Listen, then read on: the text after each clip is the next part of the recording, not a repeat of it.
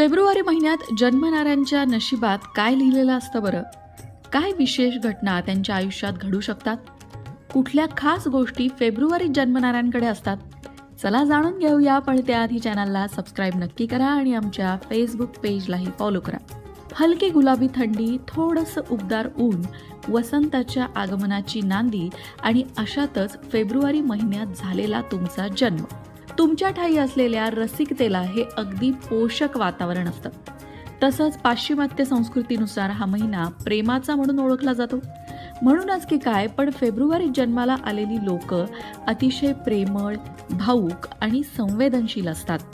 फेब्रुवारीत जन्माला आलेल्या लोकांचं व्यक्तिमत्व अत्यंत आकर्षक असतं. हे लोक मनकवडे सुद्धा असतात बरं का, आणि कोणतीही गोष्ट चटकन आत्मसात करतात. नवीन गोष्टी अगदी पटकन शिकतात. सगळ्यात महत्त्वाचं, यांच्याकडे वाकचातुर्य असल्यामुळे सभा आणि समोरच्याचं मन दोन्हीही जिंकण्यात ही लोक पटाईत असतात. सर्व वयोगटातील लोकांशी यांची सहज मैत्री होते. हे लोक अत्यंत प्रेमळ असतात, त्यामुळेच सगळ्यांना आपलेसे वाटतात. ज्यांच्यावर प्रेम करतात त्यांच्याशी एकनिष्ठ राहतात, हे यांच्या स्वभावातलं वैशिष्ट्य. परंतु अनेक प्रकारच्या कटू प्रसंगांमुळे ते प्रेमाची निवड करताना मात्र गांगारून जातात आणि निर्णय घेताना थोडे डळमळीत अवस्थेत सुद्धा कधी दिसतात. ते स्वतःच्या स्वातंत्र्याचा आनंद घेतात आणि आपल्या जोडीदारालाही स्वातंत्र्य उपभोगू देतात.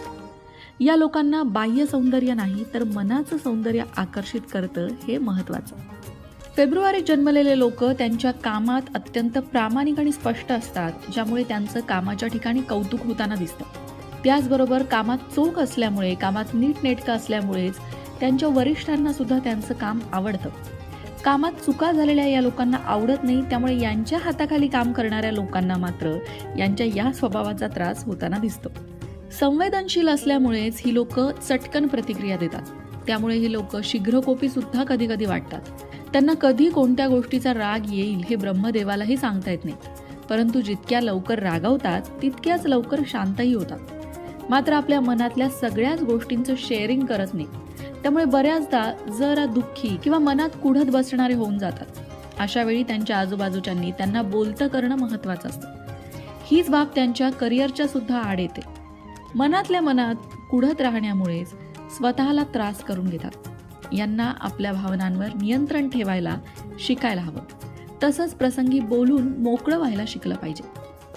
या लोकांमध्ये कला, तंत्रज्ञान, शिक्षण अशा अनेक गुणांची खाण असूनही ते स्वतःला ओळखण्यात जरा कमी पडतात. परंतु कोणी त्यांना याची जाणीव करून दिली तर मात्र ते